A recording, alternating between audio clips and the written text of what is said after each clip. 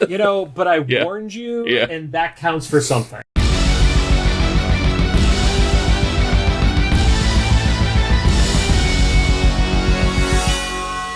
Welcome to Cyclops is Waiting for Me, an X-Men animated recap podcast with X-Men 97 Season 2. We made it, guys. We're here. Episode 2 is titled A Force to be Reckoned With. I think it should be titled something else, but I'll get to that when we get to that point. I'm Rod. That was a hell of an intro cliffhanger. That was fantastic. Yeah. I don't even know what you're going with for it.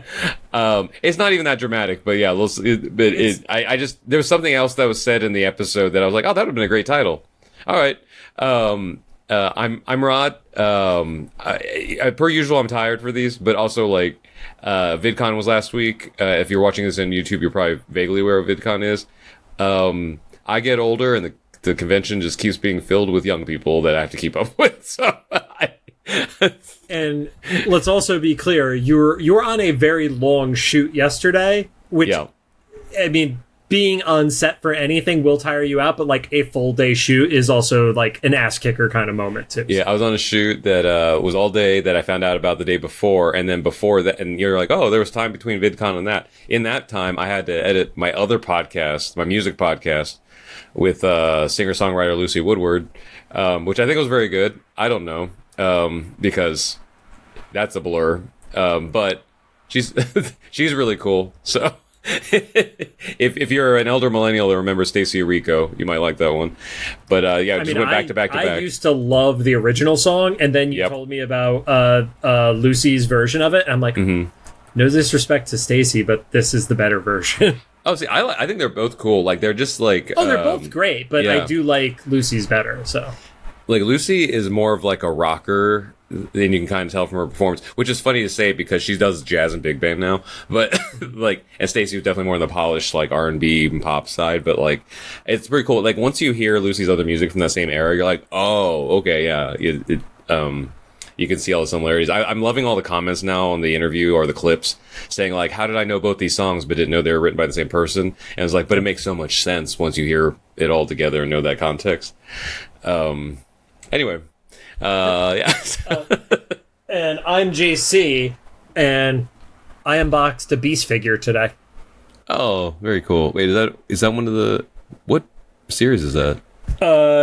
Hold on, I have one of the boxes. There's so many of these. It is called a Kobe bobblehead. Rod, you haven't seen it yet because it was uploaded as a trial reel earlier today, so it has not been set live to our full-fledged feed. But I opened two of these, and I'm not going to show you guys what the second one is, so you could watch the full unboxing. That's how you do a tease, Rod. Yeah. Cyclops is Waiting for Me is our podcast series where we are going back and watching every single X-Men animated episode that we can find. This podcast started with the original 1992 X-Men the Animated Series, which was building up to the release of X-Men 97 Season 1. And because we loved X-Men 97 Season 1 so much, we kept going. We completed X-Men Evolution, Wolverine and the X-Men, and the X-Men anime. That one was a little bit tougher. But we are finally back weekly for at least until X-Men 97 Season 2 is complete, and then we probably go back to being a bi-weekly show.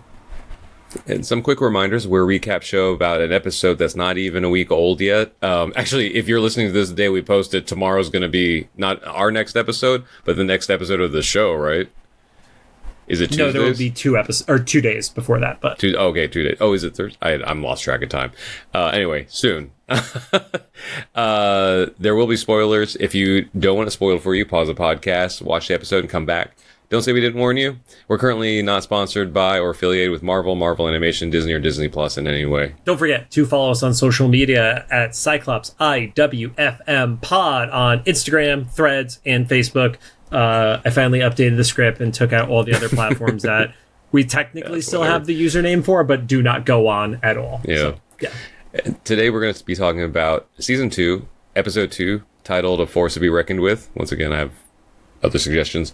It aired on July 1st, 2026, alongside Episode 1 and 3 as part of a 3-episode premiere. Episode 3 will be live in our feed tomorrow. It currently sits at an 8.5 star rating on IMDb. Starts off with, I didn't really know what was happening at the beginning. It's in 1997, so we're in the show's present day. And I just saw ghost birds. At first I thought they were like spirits, taking lights out. And what is important structurally is, aside from the previously on, which was like very Cable, Roberto, and Jubilee focused, is this is a formal cold open. Like, there is full-fledged episode before the intro goes in, and of course, like, you know, that's a big piece of it. So, Rod, favorite game, who are these 5 mutants? Okay, so as my notes here say, kids are running to X-Mansion. They're being chased by multiple man. I didn't know that. That is correct. I didn't realize who this team was until I saw the spiky girl, but especially in the next scene, I saw Chamber, and I recognized Chamber. So I'm assuming that whole group is Gen X. That is not correct. Oh, okay. Members of the team are a part of Gen X. Okay. You were not wrong about that. But, so there is the girl who is running through. Her name is Jill. She's the one who's making the little ghost birds, and those ghost birds are essentially like acting as like a homing beacon to tell them where to run. The other one of the other boys is her brother named Mark. Those 2 characters have significance because they are actually killed in the really, really like well-known story, God Loves, Man Kills, which is an X-Men book. It's the Reverend Stryker story, essentially. Gotcha. So that's a reference to those 2 characters. Penance is the one that you were referring to, who definitely is a member of Generation X. So you're right on that one. You have Wing, who is the other boy that doesn't have the multicolor hair. That has a very, very pivotal moment in the Astonishing X-Men run involving Danger. And I don't know if they're going to take this route with it, so I'm actually going to avoid mentioning what happens to that character there. And then the kid with the pink hair, that is Kid Omega, who's wearing the Phoenix shirt, who is... He is the student who starts the riot at the Xavier Institute. Like, it's a pretty hyper powerful character. In one iteration of the future, he inherits the Phoenix Force. So okay, so that's the Easter egg with the shirt, because that name sounds familiar, but I don't think I know anything about them. So I didn't really know anything. Kid Omega also goes by Quentin Quire, which might be the name you've heard me say for him in the past. I didn't recognize any of those names except for Penance, and then of course the next scene, Chamber. But I only know Chamber because of the action figure, which is totally fair. Yeah, and so because it's multiple man, it's kind of obvious. They get stopped by X Factor. They have a very cool heroic shot. It's part of what I love about the show is that there's no reason for them to be posed like that, but they are, and it's a really great screenshot backdrop for your computer, and the show's full of them. And then I was just gonna say really quickly. They emphasize that they believe that the X-Men are dead. Quentin is the one who drops that on people. I thought that was, like what the public perception is of what's going on with the team. And then we knew that he probably wasn't going to be involved in the season because in the headshot board that Forge and Bishop had, Quicksilver is marked as off-world, even though he was in that last episode, or that episode in X-Men 92, as being a part of the X Factor team. So, but, and that's fair because, like, as far as anybody who wasn't part of the actual battle knows, they just saw like X-Men up in asteroids, they explode, and everybody's dead from that, right? It is kind of interesting that they ran their Seeking Hope anyway. It's like their last ditch. I mean, I guess it kind of falls into, like, in 1997, if you were looking up what is going on in the world, like, that was still early enough that, were you searching up what, like, Yahoo News of, like, are these kids still alive? Like, was that even prevalent enough that you could get reliable news on the internet that early on? Unless you're going to, like, actual message boards and stuff. I feel like, because that was 8th grade for me, I don't think I would have searched for news of this location, I don't even know if that was super prevalent times. I remember 97 was when we still had to sign into computer labs, and I think I had just started like a Yahoo email account at that point.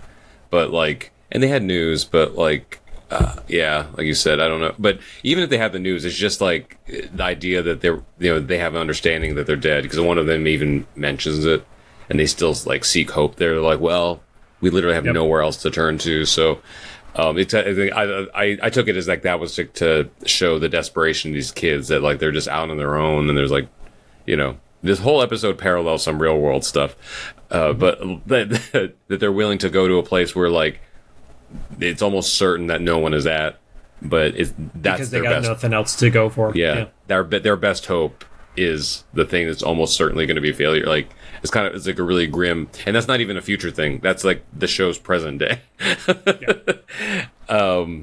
And so we see like a news broadcast once again by Trish Tilby of like the Generation X kids getting captured, and that's when you see Chamber.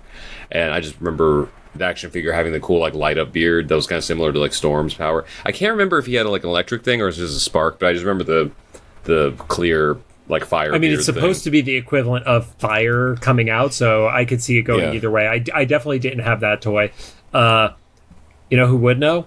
Dylan from the Uncanny Experience, who has done an amazing Chamber cosplay. He would definitely know. Oh, nice. So, very cool. Yeah, and so they're detaining mutants. Val mentions they want to relocate them, and it becoming controversial was once again timely. And we see that all of this is on a report that Jubilee's watching at an arcade while waiting on Sunspot to finish playing video games. I never put together that Sunspot was so rich that he'd never been in an arcade before, apparently.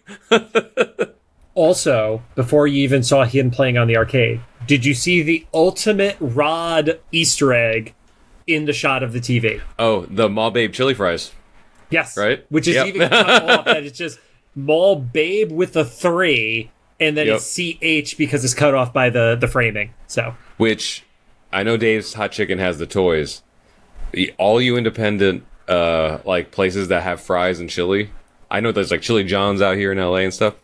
This is prime opportunity, because I don't think Disney has a trademark on Mall Babe chili fries. You could do that and serve it to X-Men fans. I think you could only do it as a copyright issue if you did the 3 for the E, because then that would be too obvious a reference.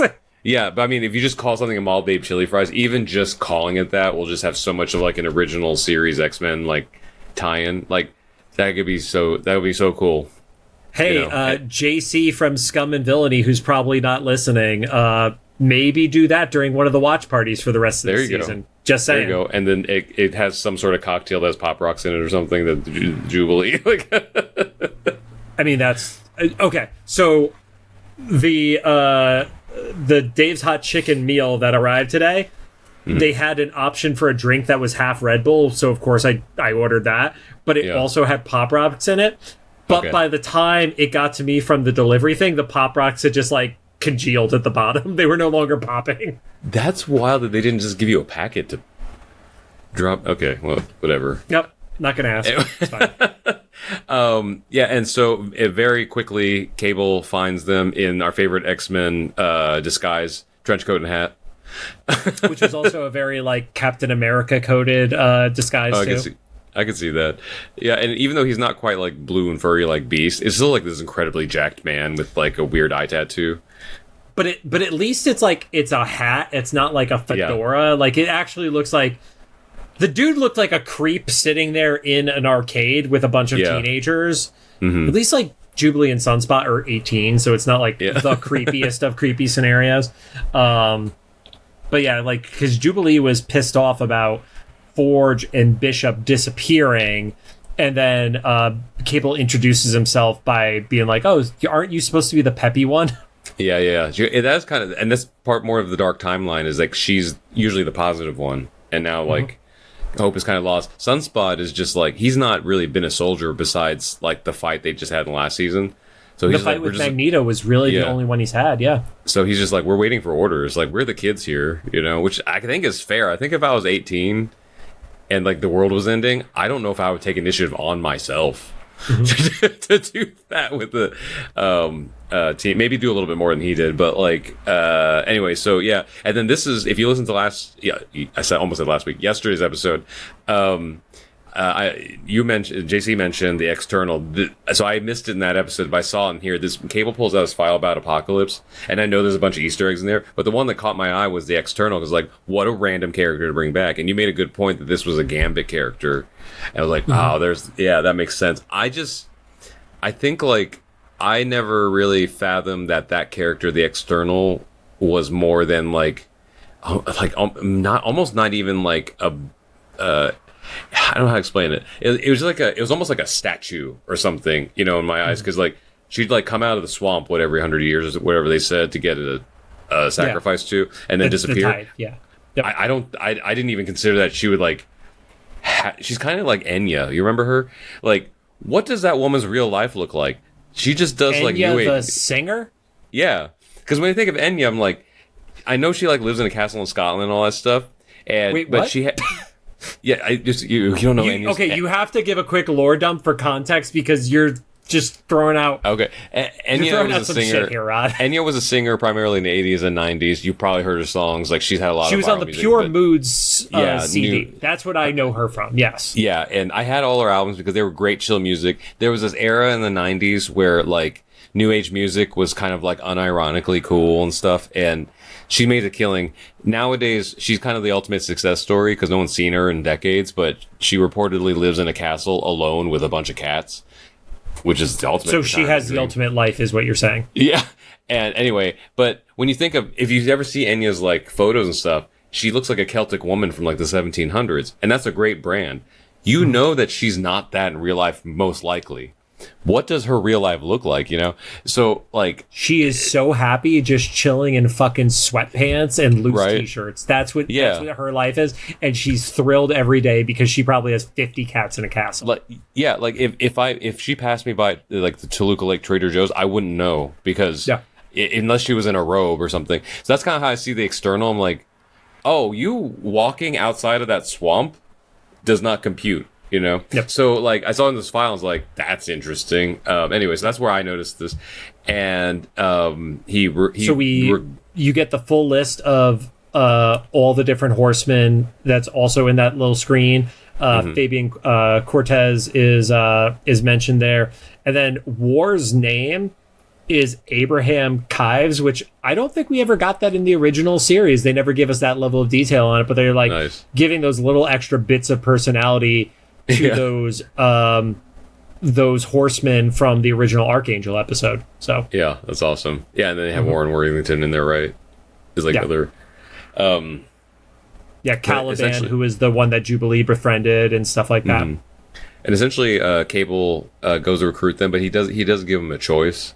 Like he doesn't just say like you're going with me. Like he tells them like you can do something about it. Also, I kind of got the vibe from him that like you're literally the last two mutants left that have any experience in any of this. I mean, you're the last two X-Men on the planet that aren't working for the government. Yeah, and Iceman. Yeah, and so Jubilee's like, I guess, and he gives him a fair warning. He's like, once you get in, there's no going back. Like this is a true like mission, you know. Yeah. It was like what you're not students, you're not heroes, you're soldiers, and you listen to me once you're out there, and it's better than sitting back and playing video games. Yeah, and which is what Jubilee just said, so she's kind of like calling her out on her, you know, claims and stuff. And I love the transition because she's like, I guess we're in. What's the team called? And then the theme plays, and I don't know if I was ready for just like a whole new intro sequence. This show is so crazy. Like I can only imagine, I don't know if it was Jake or Chase or one of the directors, somebody producing this, or even maybe the Leewalds or something, that were like, this intro is so iconic, like it deserves a budget to do something special with every time. So they change the characters obviously for the different storylines that happen, but even that I feel like is kind of a subtle thing because you can do a sequence and stuff. And you could repeat a bunch of them. This was like 85% new footage across it. Yeah, it was a whole new thing. You know, stars Cable and like what was it? It was Apocalypse instead of Magneto and stuff. Well, you get their plane, which never gets named, and instead of Storm and Rogue flying in front of it, you get Archangel and Sunspot flying in front of it. In Cyclops' place with the explosion, you get Cable, which is his son, who's appropriate. it's just like such a cool, done thing, honestly. And also, I have to know, I mean, I wasn't necessarily an X-Force kid back in the day. Obviously, I was aware of it, but there's a whole sector of fans for X-Force that just got their dreams come true. They got the cool intro with it. Really? Okay. And I say not really because if you look at what X-Force was as a comic, the only crossover of this team, X-Force, and the original comic one is Cable and Sunspot. The rest of the teams are completely disconnected from each other. Okay, well, yeah, I tried. Also, it was like Boom Boom, Feral, Richter. There was like 3 others that were in there too, and yeah, not Spiral.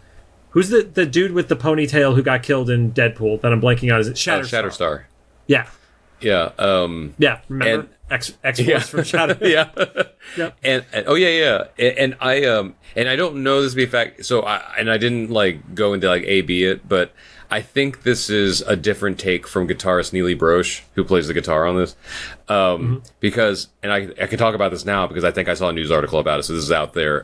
Back when when season 1 was airing, I forget if it was when we had lunch with them, but Andy from the Newton Brothers had mentioned he had Neely do several takes of the guitar, obviously to have options and stuff. But of course, and I think like there was an article that came out where like the Newton Brothers did say publicly that there were like at least 8 different versions. Right. I know talking to Andy, he said like one of our issues was that she was playing it too well for a few of the takes. Yes, I do remember that phrase being said. Yeah. And so like I think maybe this is another take that's played a little well because I feel like I heard some extra little flourishes and stuff. I'm a musician, but I'm not a guitarist, so like I don't know as a fact. Maybe I'm just like hearing something different because the visual's different, but that would be so perfect. It seems like it would fit to just use a slightly different take of the guitar that's like a little bit like more, has a little bit more flair for this whole new intro. But they're giving you a reason never to skip. No one ever skipped this anyway, but they're giving you a reason to like never skip it because there's gonna be some treat every single time. Well, other stuff that they made sure to put in there, like Quentin, Chamber, and Penance were the ones who did the fence run, which was originally a Jubilee shot, which became the Sunspot shot. You had a shot that did not take place anywhere else in any episode with Psylocke training Jubilee. You get the flashback to like Muir Island and the New York City fight, and then the 2 teams running at each other.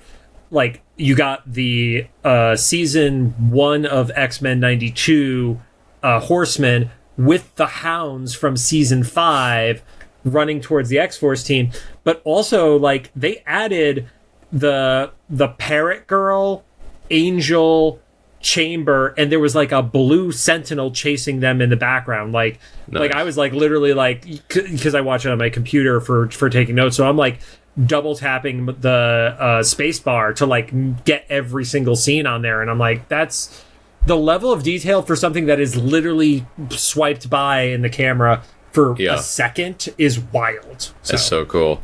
Yeah. So then the episode opens in Rio de Janeiro, and the X-Force, as we can call them now, are looking for War, or Abraham, I guess. And it's kind of funny because like, Archangel and Psylocke are like super serious. I have a theory. Okay. I have not gotten confirmation on this. In the shot where they're showing like some of the crowd shots up close before the reveal of Jubilee and Sunspot dancing, there is definitely a person in the crowd with glasses and facial hair that I am 90% sure is Jake. Oh, nice. Okay, that makes sense. I don't know if it's legit. I have not gotten any sort of confirmation on that, but I was like, that looks very similar to the Survivor from the Genosha attack. Yeah, I was gonna say he was in season 1, so why not? And he survived. His character was not in the fatality group. Yeah. So Archangel and Psylocke are being super serious in their stakeout and stuff. Specifically Psylocke. I love seeing Psylocke get more like screen time, like as an actual like person. And also, part of what was discussed, knowing Psylocke was going to be more prevalent in this season, was, is it going to be Betsy Braddock in the alternate body, or was it going to be Quanon's personality in it? based on the accent, I believe it is the Betsy Braddock, Betsy. even though they never called her out by name. So Because she's British, right? the super British accent. Yeah. So, is it so funny that she's being like super professional? Sorry. And the butterfly imagery, which is very specific to the Betsy Braddock from the comic.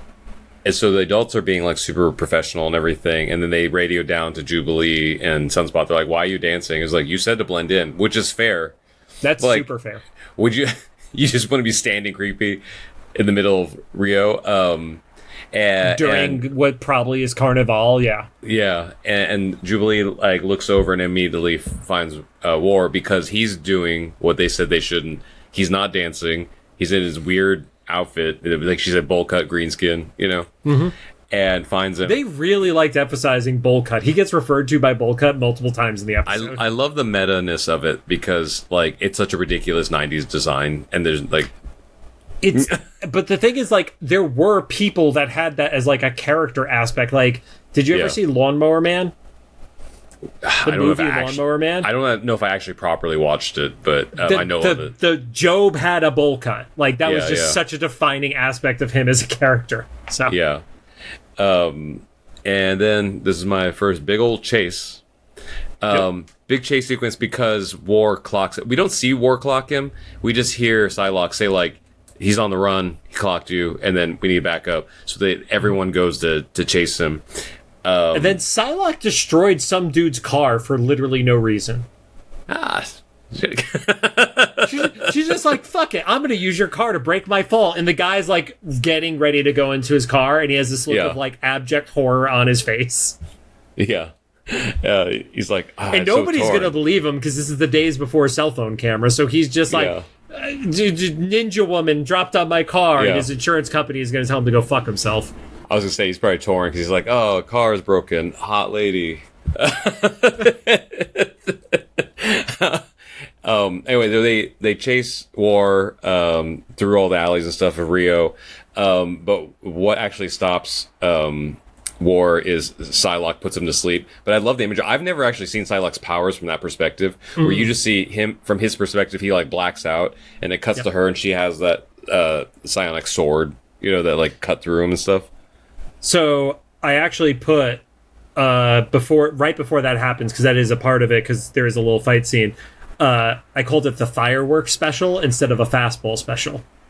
Oh, because where Sunspot's carrying Jubilee. Roberto throws Jubilee. So for those who are just hopping into this season for the first time with us, Rod and I have been working with the theory that there is a special for all the different times where one mutant throws another mutant at somebody in honor of the fastball special. So I would also love for there to, at some point, not even this season, at some point during the run of X-Men 97, that there's like some danger room training sequence where like the Xavier Institute teaches that to students, because it would make sense just on tactical level, and like you have to combine powers and they have to be useful. And these are likely situations. They're probably like, you two are dating, so you're going to be around each other. You guys need like 3 different maneuvers, honestly. So yeah, and then and there's probably some argument for like what was the last time was Beast? I don't know. There's all these others, like you two are also in some sort of relationship. Beast and Bishop were one of the throne groups too. Yeah. So it's like we see something anyway. But if that's intentional, that's such a cool detail on like whoever's action choreographing, like all this stuff. Like, I did have a theory, especially when we were talking about previous seasons. There is, in the New Mutants comic specifically, they loved calling out synergies, which were essentially combo attacks of like, combine this person's power and this person's power, insert special name here kind of scenario. Yeah. So then we cut to, which I believe is also a thing in the Marvel Fusion video game. Oh, very cool. Ultimate Alliance Fusion. Yeah. And then we cut to, they have tied up War on a palm tree, which I love that they specify that this villain War is responsible for like genocides and like mass manslaughters and stuff, but he can be stopped by being more blood than what the history books could record. Yeah, but he can be stopped by being tied with a rope to a palm tree, which is like hilarious to me. And they don't even try to interrogate him. Psylocke just goes straight in to probe his mind, and Jubilee's caught off guard by that. I don't know what I would do. I love that there was that moment there, though, where she's like, shouldn't you try the good cop way first, you know? And I'm torn. I don't know what I would do in like the real life circumstance of that, because like I just watched something similar like happened in like in this plot. It was like there was this horrific. It's like, I guess the real world equivalent is like, would you try to negotiate with Hitler or something? You know, like right. Is that if you had it's a trolley problem? Yeah, scenario. Yeah, kind of. So yeah, I guess it. But like this is a trolley that has already run over billions of people, you know. Like, do you stop it at that point, or and so I don't know. So I see her point that she's instilled with that virtue, but also it's like this. And Archangel makes a point, barely human, and I caught it the second time around that Archangel was like, believe it from someone who's been where this guy is. This is mercy, because even if he doesn't want to do it, he's going to be tortured by being in the sunken place forever, you know, for whatever. So anyway, so Psylocke doesn't ask. She's all business. She goes and probes his mind. It goes back to like Xavier's like mind stuff from the original series and stuff. Did she pull like a brick out of like a pyramid or something to get? Is that this scene, or is that another one?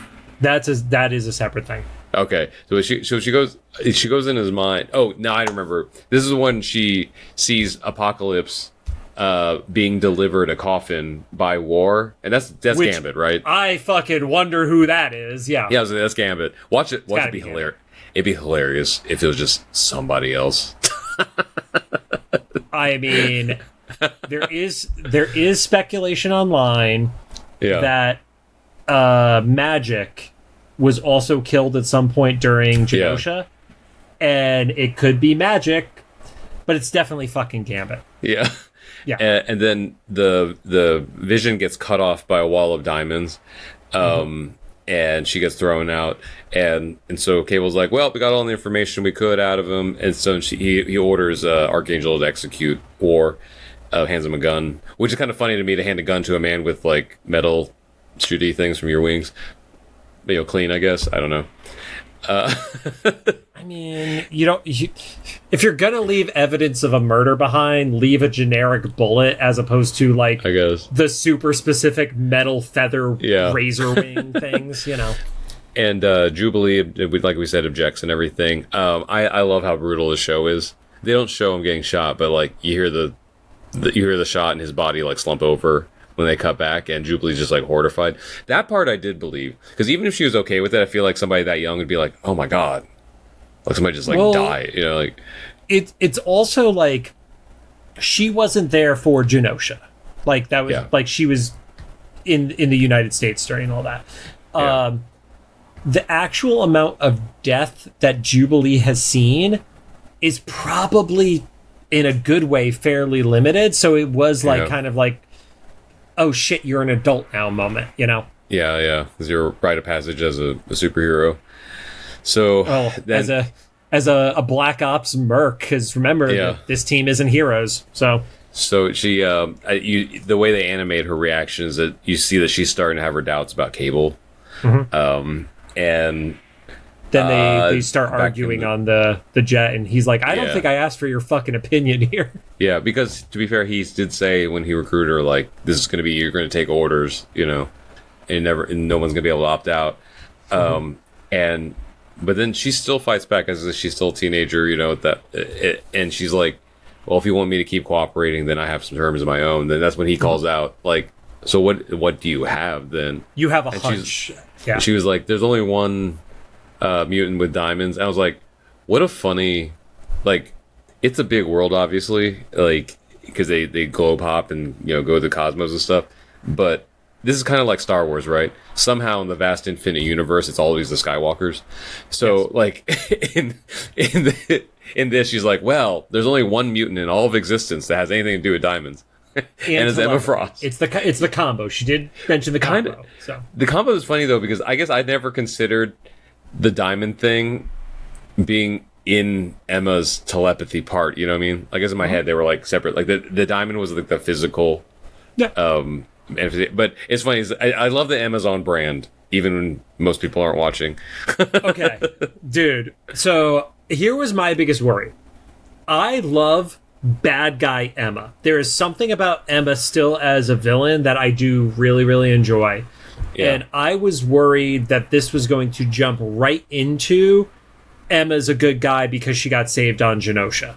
Oh, gotcha. This is not good guy Emma. This is Emma who is literally about to have a threesome then gets cock-blocked because of Jubilee, Cable, and Sunspot being in her office, all dressed for a club, too. I do love Cable in his, like, giant hulking suit, basically. And then immediately tries to rebound with Cable, which was the best response. Like, she flirts with Cable, and best response from Jubilee's like, ew.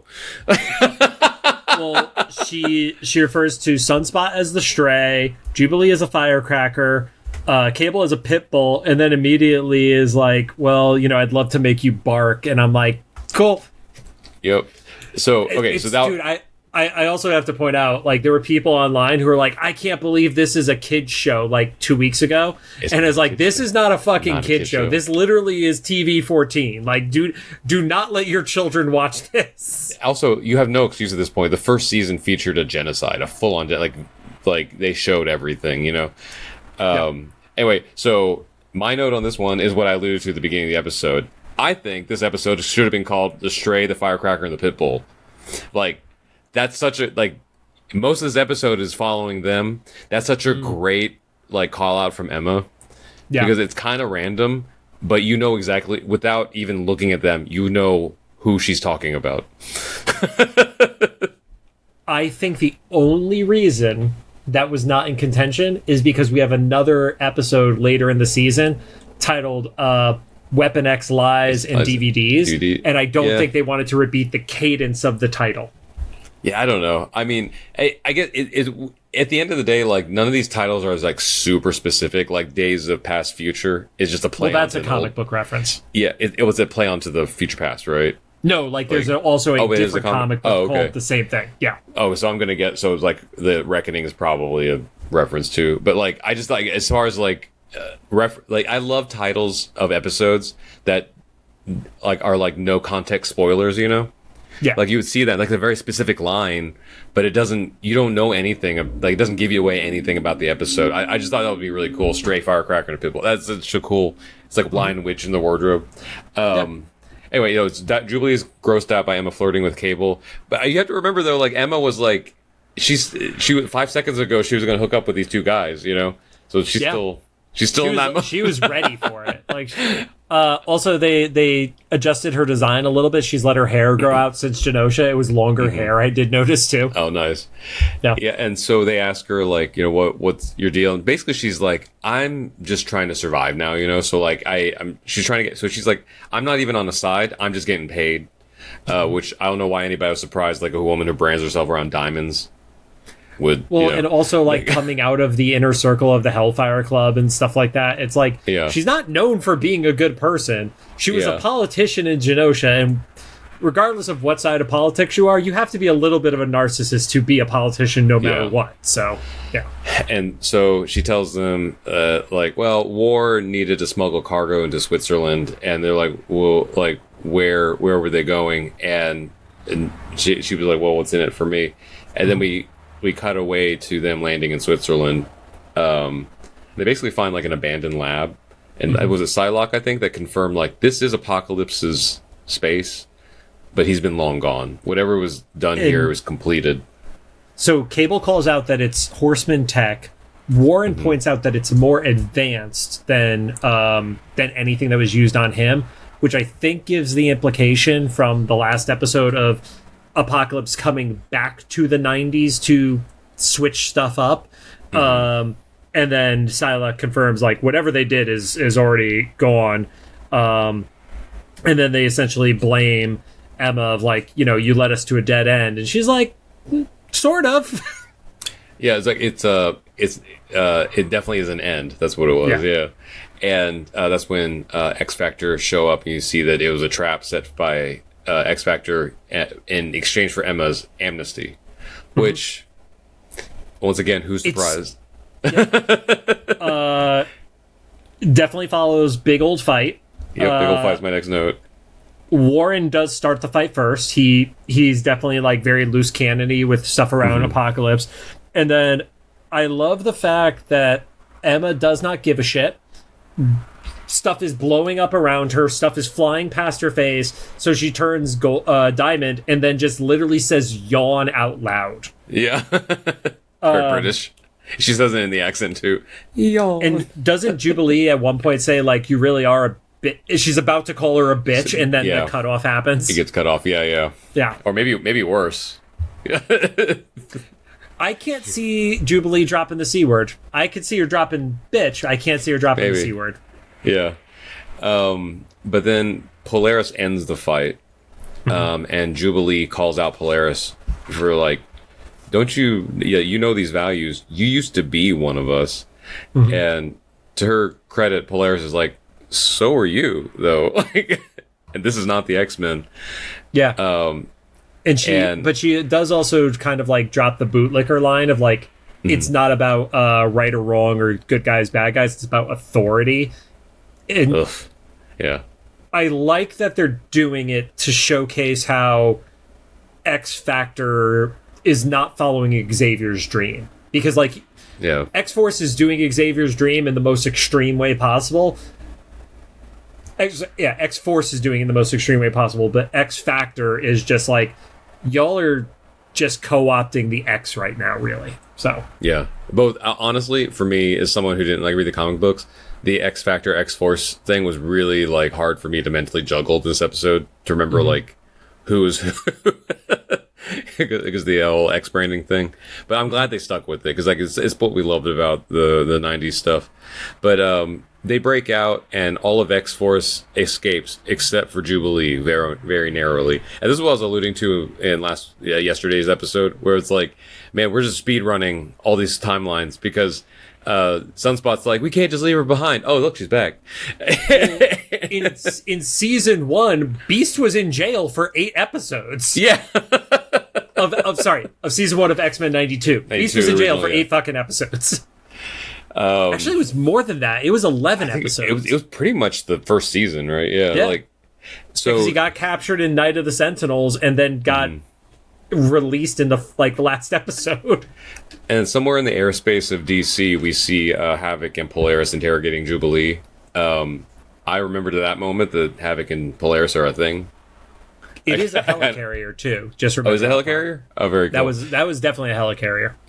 And I love, like, once again, we said it about the bowl cut thing. I love how Jubilee's kind of like the meta thing here because she asks if there's any more C-list heroes and calls Havoc like a knockoff Cyclops. You know what my favorite part about that is of calling him knockoff Cyclops? It has not been acknowledged that is his brother. Oh, okay. So she's just receiving that Summers energy. Yeah. She's like, you're kind of a dick, and I can't pinpoint how I know that.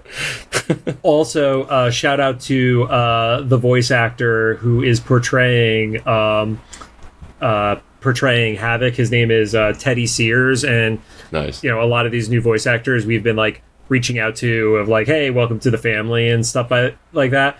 Specifically with his post, I told him to watch out for Punk Your Ducky because she has it out for the Summers boys, and she's like, do all the Summers boys have to watch their back? So props to him for already being in on the joke with this show. So yeah, we have to bring back that list. Maybe in the next episode we'll bring back that list about what every X-Men episode's about, and always like aliens ruined Scott Summers' day. Telepaths ruined Scott Summers' day. Brother ruined Scott Summers' day. Scott Summers alien brother ruined Scott Summers' day. Yeah. And then Polaris asks for some time alone with Jubilee, and Jubilee kind of extends the call out of Polaris, and but culminates at like, would Xavier be proud of you right now? And then Jubilee even extends it herself, because Polaris asks her about Cable, and you know this is fresh off Jubilee not being okay with the execution of war, and he's like, I'm working on that. Because that's a good question. And then she extends it to herself. She's like, I don't know if Xavier would be proud of me right now. You know, this is something we all have to ask ourselves. It's such a cool moment of maturity for Jubilee to have that too. Because, like, remember, she started as the 13-year-old child soldier. And now she's like, yeah, I learned all this stuff for 5 years. The last 6 months of my life have been hell.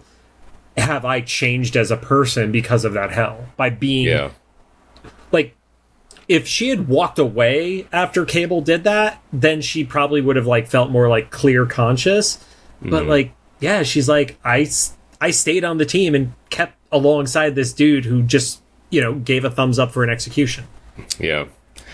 And then Havoc comes back and tells Polaris that he's got a holding cell ready for her. So they take Jubilee to the holding cell. I don't like, so there, I think I saw like Gina from New Rock Stars give like a 5-minute list of the characters in the scene. Like they basically walk through Marvel's version of Arkham.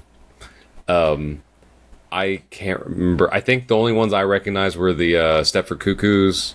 Yep. And so that's 3 of them. So that's 3 of the 21. 21, jeez. And there was, I can't remember, there was another one that I recognized, but I didn't write down their name in there. But anyway, right. I'm sure there's a good. Do you want the rundown? Let's hit. Yeah, we walk past. What is it? I guess for Marvel it'd be the Raft, right? This isn't the Raft, but like I was gonna say, like Marvel's Arkham. As I feel like whenever DC goes through Arkham, we see like 20 different villains. Okay, so Angel, that's the girl from the intro with the wings, who is also in X-Men New Class. There's Beak. Beak is the one that we joke is the worst power ever because it makes him like a shitty flightless bird. Yeah. Anole, he is the guy who's green. He's one of the very prominent queer students in the X-Men comics. Glob. Glob is the dude who is like giant and see-through. The pink guy. Okay. Yep. Kid Omega, who we talked about earlier. Eye-Boy just literally has multiple eyes popping out all over his body. Sync, who doesn't... You can't really tell what his powers are, but he's able to like copycat powers of other mutants. Amazing story in the modern run of the X-Men, by the way. Penance, who we talked about earlier. Dust, who has had references in the previous season. I remember the one Dust who's last wearing season. Yeah. Nina or Nina, I don't remember specifically how to say her name, who is more of like a wolf girl vibe to her. Chamber, who you talked about earlier. Archie, who has bug powers. Loa, who has a Islander background and like facial tattoos and stuff like that. In the background, there is Rockslide, who is a giant, like, looks like the Thing from Fantastic Four, but it's a darker thing. Nature Girl, who is on Genosha. She's the girl with the deer horns. Pixie, who is got like magical power vibes. Mondo, who's a member of Generation X. And then lastly, there is an unnamed mutant who is in the Cinna Grace run of Iceman. So that is all of it. Shout out to Power of X-Men on Instagram, who posted the entire breakdown on a per creator basis. So I think I also saw, I don't know who it was because they randomly got served on my feed, probably because the algorithm knows I like X-Men stuff, but some random comic book artist, or not random, but a comic book artist that I'm not familiar with, posted like, I never thought this character would be on screen. They were surprised to see one of their characters as a background character. I saw that earlier today as well. Yeah. Yeah. And I was like, oh, they're what a in cool the surprise. Credits for it. Yeah. Yeah, what a cool surprise to get to have that. Actually, this is the Cinna Grace unnamed mutant. Yeah. There you go. Yeah. And that's from Cinna's post. Nice. I wish I saved the other person because I saw that same post and it was such a cool moment. They were like, I can't believe my name is next to all these other amazing creators. And like, that's such a cool moment for somebody to have. It's also good to see like all the creators apparently getting put in the end credits. I feel like that's not super, like that might be like a new-ish thing, right? Oh, I believe it was Nathan Stockman was the artist from that earlier. Yeah. Very cool. Yeah, but he's up there with like John Byrne, Greg Capullo, Andy Kubert, Grant Morrison, like are all in that that special thanks credit. That's cool. There. That's gotta be a real like arrival moment. That's kind of like I mentioned earlier this episode. I interviewed Lucy Woodward. Even if you're not familiar with her, she's like a singer, and she was talking about like how she's sung with Carole King like a few different times during her career from when she was very young, and she was like, it's one of those things when you're like, how am I doing in life? And I was like, fine. Like, you're singing with Carole King, like you're doing fine, you know. I mean, one of our friends, Jordan, she has an alternate Instagram account. It's called ASMR Lenore, and it's her doing ASMR as Rogue.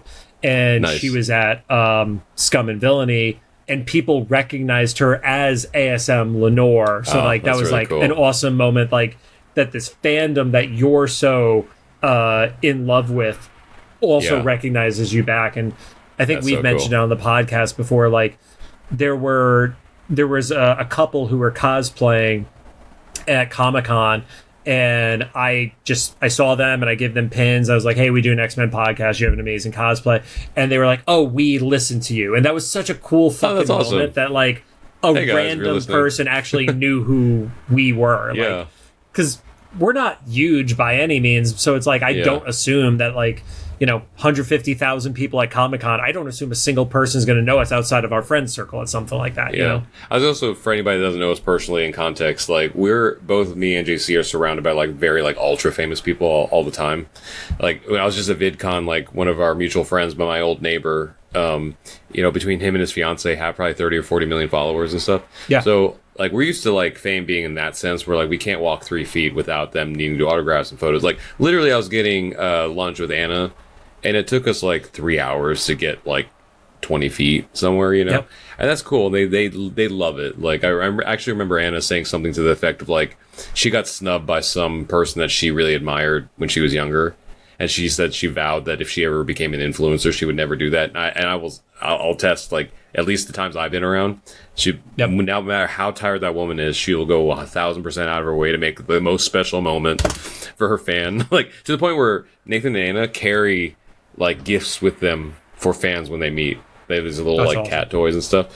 So anyway, so when we're around, like somebody notices, like I guess in the internet age it's not super surprising, but we're just so used to like the extreme version of that.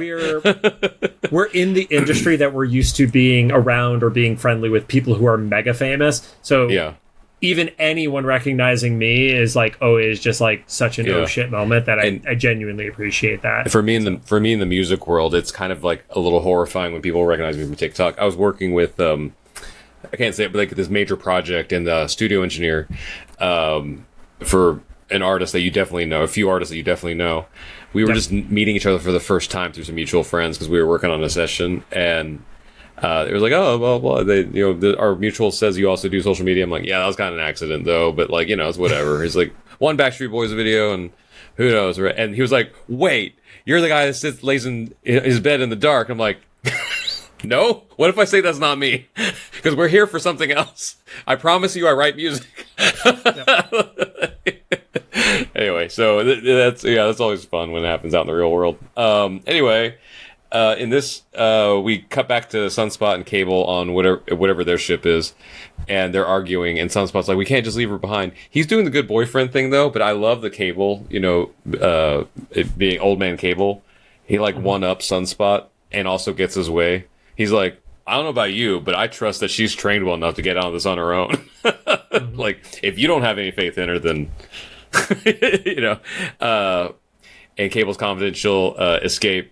And then literally the next scene, Polaris breaks her out. I do like how it's like, just because she can doesn't mean she should have to do it on her own too. Like Sunspot still tosses it back on Cable of like, you're getting help from a lot of people and you're abandoning somebody who doesn't need the help, but you probably should give him the help, I guess, yeah. But Cable, obviously, he's like kind of shown that everybody's expendable because that man has to have like not a godlike perspective, but he's slipped through time so much, he's probably very close to like Rick from Rick and Morty. He's like, none of this shit matters except for like existing. I mean, his own mom disintegrated in front of him, so yeah. And so Polaris, like, I guess her conscience got to her. She lets Jubilee out, and she's like, I can give you 5 minutes. What you do with it is up to you. And Jubilee has leveled up like 3,000 levels in the time we last saw her. They did such a good job by making sure to include the moment with Jubilee and Abscissa from the Motendo episode. Yeah. Because it reminded you of how much more Jubilee can do with her powers than the girl who shot sparks against Sentinels in 1992. So in this fight sequence, they lean into the 90s. She's got roller skates on for some reason. There was so many TikToks I've seen that be like, not that I care, but where do the roller skates come from? Where do they go? I'm like, you know what? Good question. And also, she escapes out of her cell, gets roller skates, or blades. They were blades, weren't they? Yeah. I think, and roller then blades. Also gets her Walkman. Yeah, he gets a Walkman. And listens to Veruca Salt. That was such a great song. I don't know if you remember not gonna him. Lie. I didn't know that song. I felt really bad really? for not knowing it. Yeah. I don't know if I knew it specifically, but I love Veruca Salt. And, shout out to Christian, who, I don't know if you remember, we met him at last year's rap party. He was part of, the music team. And I saw him and Dave Jordan. I've never met Dave Jordan, I don't think, are the music supervisors, at least for this episode. So I don't know if this was in the script or they came up with it, but whatever. They were the ones that probably secured the rights to that song. Such a great needle drop in a fight scene for Jubilee. But the thing that really caught me is that I don't know if I was ready for Jubilee to have the feet sparks. Yeah. She's basically become the Rocketeer, but without the jetpack. That's kind of a cool potential, I forgot who said it, so I apologize for taking this, but I will not claim it as my own. Somebody basically said this was the animated equivalent of the Daredevil hallway fight because of all the lighting effects and she literally did an MMA armbar on the dude, and then later when she's fighting on the deck of the helicarrier, she does a head scissors. The fight choreo leveled up beyond any other animated X-Men thing I have ever seen. And that even include the props I was giving to the fight scenes in the X-Men anime, which, Japanese animation is just so known for great fight scenes. This blew it all out of the water, and this was one of the best fight scenes. So I just remembered something I referenced earlier, but this reminded me of it. So this fight scene filled the void. Have you seen Supergirl yet? I have not yet, no. This is not a spoiler. This fight scene with Jubilee filled the void that a fight scene in Supergirl left. Because, I guess it's not a story spoiler, but there's a fight scene in Supergirl that they don't show the fight. Mm-hmm. You see it, there's the aftermath in the background, and they show it from the perspective of a girl hiding in a corner. If they were trying to be artistic, this movie was not that. I wanted to see Supergirl have that big fight, and you just left that movie and we're like, why didn't we get to see the cool fight? And then we see this this fight with Jubilee. I'm like, that's what I wanted to see. I wanted to see, especially because Supergirl had this punk rock theme to it, so it's oh, we get to hear Veruca Salt, we get to hear all this badass fighting and stuff. So in Supergirl there's a moment where Kara is telling Ruthie the same thing. They were you can't kill someone, blah blah. It's yeah, but this person was responsible for the deaths of millions and stuff. That's what reminded me. So this episode of 97 filled a void. They got void left behind. So much because I wanted to like Supergirl so much more. It was fine. It may have been the most average movie I've seen in years, but I just this really satisfied. The rollerblade fight, the fireworks, and then Jubilee shooting fireworks out of her feet was crazy. Yep. It kind of makes me wonder if they're just if in the right timeline, could she just eventually fly with all that stuff? She's propelling herself. I don't know. So exciting. So she radios to Sunspot and Cable that there's more prisoners on this ship, and they need to come by and to get them. She lets all the prisoners go. I guess she decides there's not enough time to take the collars off of them. Or didn't know how to get the collars off of them because it was Polaris who took it off of her. So yeah. So essentially, functionally, Jubilee's the only mutant, and she's just escorting a bunch of humans, from children to adults, out on this I guess as a helicarrier kind of setting or whatever. Yeah. And frees all the prisoners. Sunspot and Cable come and get all the prisoners out, with the exception of a couple kids that Jubilee goes back for later. Yep. and then Jubilee does the coolest move of like swiping a parachute and almost jumps off, and then Val stops her. She shoots the parachute out of her away. hand. And just I think it speaks to the music. The momentum of the music showed that like that wasn't going to be the end of it, you know. And so like Jubilee kind of taunts them, and then she's such a badass. Like I also feel like this might like what's the it pay penance to how Jubilee was treated in all the X-Men movies. Like she's so cool because she just like falls back off the top of the helicarrier, and what is it, Havoc that says like this team is going to be troublesome, and then Sunspot just catches her, which solid move, my guy. Like, well, I also love that as she's doing it and she's doing the fall backwards, she shoots off the fireworks to like give the signal to Sunspot. That makes so much more sense. I thought she was just giving a finger to Val. I think it was the combination. I think it was the equivalent of falling back and flipping them off, and also Sunspot, who's probably like, you know, you saw him and Warren and Psylocke popping down there and doing shit. It was definitely for me like the like that's the signal of like, hey, I'm shooting a bunch of shit. You should probably come get me. Yeah. Oh, by the way, I did figure it out. The little girl was Nina, the one that she saw like huddled in the corner. That was Nina. And I know it's not the same character, but it kind of reminded me of the little girl that Jubilee saw in the Christmas episode of the original series.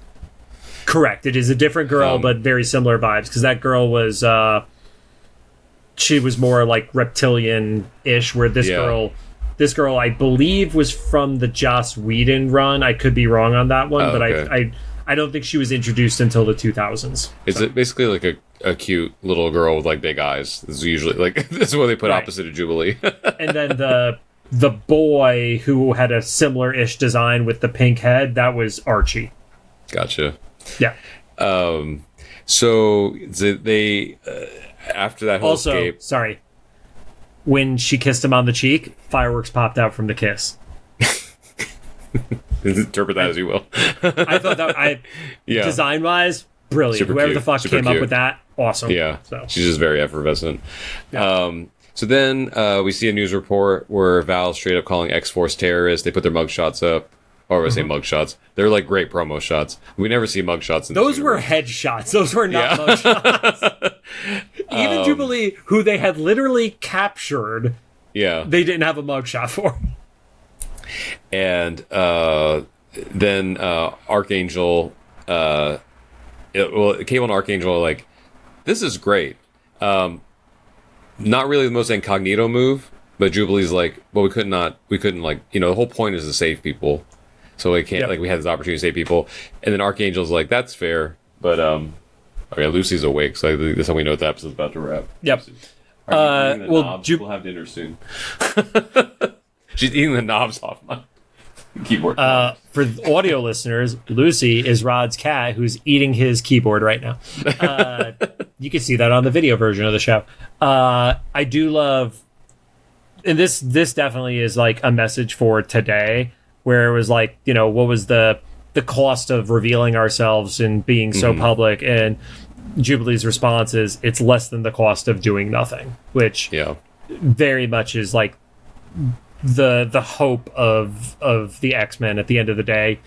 Could they all be X-Force? Could they all be the Brotherhood of Mutants? Could they all be X-Factor? And it's like, no, you got to throw yourself at the problem and be damned with what the consequences are. So and so then Archangel's like, well, regardless of all that, that's great. Kids can't go where we're going, which is to Apocalypse. And he does this like PTSD zoom in of Cable, and he's like, well, kids can handle more than you think they can. And it cuts back to the previous shot at the end of the last episode where he's getting the computer installed into his arm. And like Jean and Scott are already like, well, it'll be good to like actually, you know, have our family and blah blah for a little bit. And then immediately computer's like, sorry, no, you have to go back. It was basically like you get to kindly like finally ask all those questions now that we revealed this big thing. And computer and Mother Ascani are just like, nope, this is your burden. You got to deal with it. Kick them to the past. Yeah. Which I think like is partially the timeline ripple stuff, but also like wasn't the whole point of like not revealing themselves to Nathan was they were afraid they was going to change his timeline. Yes. So they're probably just like, you can't ask them any questions. It's like you've literally done the maximum of what you could do to not fuck this up for him right now. So he time slides them presumably to the 90s, which seems where like everybody's going. Everybody's coming home. That was the what I saw is the first time he actually called it computer. He's like, computer time slide my parents over. So it's like the ship became computers. That's kind of cool. Also, I love the score underneath this part. Like I love the emotional way. It's so cool. Like all this stuff. I can't wait for this season's soundtrack to come out because his first season soundtrack was really, really good. This one, even though I'm in music, like there's a lot of times where like I just sit back and enjoy stuff. So I don't recognize a lot of music happening most times when it's doing its job. But like there was such like cool like hooky moments in all three episodes. I have to steal this from our friend Melanie, who said, "Get ready to hear the X-Men 97 intro for the next 8 weeks." People are missing how good the rest of the music are for this series. Oh yeah. Like everybody's so focused on like I want to use a trending audio, so they keep using the intro from the show and stuff like that. And it's like, guys, like the Newton brothers put together such amazing stuff for like, and so much of it is original. It's not just like a great needle drop like Happy Nation or this Veruca Salt song. It's like there's such good original shit here. I mean, the only complaint I would have is like it's probably going to take a year for it to get pressed on vinyl that we could buy the damn thing. Oh yeah, yeah. Well, yeah. I mean, I don't know, but and also like I mentioned this in my social media post, but like whether it was intentional or not, the Newton brothers and their team did a good job of underscoring this show like Ron would have. Like there's like these cool like little moments, and then like specifically Lily, who works in the Newton brothers team, I think she did a lot of like the supplemental stuff. So there's times where like there's additional music done by Lily, and also I think she does some of the orchestral arrangements for the stuff the Newton brothers do. I don't know if you follow her on Instagram. I guess someone had made a stamp for her for whenever she signs off on a score, and instead of just being like approved or whatever, it says big letters like approved by Lily. Don't question it. I was like, that's awesome. That's like boss-ass moves right there. Well, when we first met Lily, we met him with Andy and Christian over at the season finale last year, season wrap. Andy from the Newton Brothers introduced me to Lily as she works for us right now, but someday we're all going to be working for her. So, like, that's how highly they speak of her. So far, she's really proved it because she's done stuff on, like, Daredevil and stuff, too. So, the whole team, this music is just fucking killer. I mean, we've been talking about this since we met them 2 years ago. Like, they're the hot shit for like soundtracks and music between this, Daredevil, both Five Nights at Freddy's movies, like stuff like that. Chuck. Like they're getting some amazing stuff out there. So yeah, I don't know how they do it. It's so much stuff they're outputting. But yeah, so yeah, this episode is great. Yeah, everybody's going home to the 90s. For some reason in my head, I was thinking, it's going to take them all season to get them back in time. But then I forgot this show speed runs everything. So it's almost surprising that it took a couple episodes. But also notice they did the like future episode, present day episode, 2 past episodes. So based on this time frame, I'm assuming everybody is back in the 90s by episode 5. I guess yeah. Well, 5. end of episode 4, but like full fledged, yeah. Gotcha. Because we know it's a part 1 and a part 2 for 3 and 4. We already know, like, was it episode 6 or 7 is Danger, and then Weapon X Lies and DVDs. Like, that is a modern story. That is not a past or present story. Because it's so yeah. And then just like if you've made it to the end of this and you haven't followed us, please like hit us up, like talk to us on the IG and stuff like that. Go hop into the comments, give us your takes on stuff. inevitably, like, if we fuck anything up, tell us. Actually, I will specifically shout out our YouTube commenters. We have a few people that are pretty regularly in our YouTube comments that love to leave feedback and correct us when we fuck stuff up, and like that's the only way we're going to get better at this is actually learn. So we're excited. We'll see you guys tomorrow for the third episode of this premiere. Rod, I promise this is the only time we will ever have 3 episodes in three consecutive days as an upload. Yeah. I promise you that. Yeah, but it's such a it's good to have the show back. The only thing I'm like kind of bummed about is like there's 8 more episodes from this, but 7 more episodes as of this week. Yeah. And then we have to wait. Well, supposedly we won't have to wait more than a year again. So supposedly it's only a year. Brad saying that during a lot of press stuff, I think, gives it a lot of credence. So yeah, but also we know people because he said that at Tribeca. That was where he said that publicly. And we also just know people around town and stuff that have, like, the season 4's in like at least pre-pro now and stuff. So like the ball's rolling ahead of time. It's not like season 1 ended and then they just start. It's like yeah, the next thing. So, but. Yeah. Anyway, well, thanks for joining us. I was gonna say you have the outro. I'm waiting for you to jump into it. If you have any thoughts, make sure to drop them in the comments for either the YouTube upload videos, Spotify upload, or official Instagram post about this episode. If you like what you heard, we appreciate a rating on the podcast app you're choosing. You can find us on Apple Podcasts, iHeartRadio, Apple Music, Spotify, and YouTube Podcasts. One more tomorrow.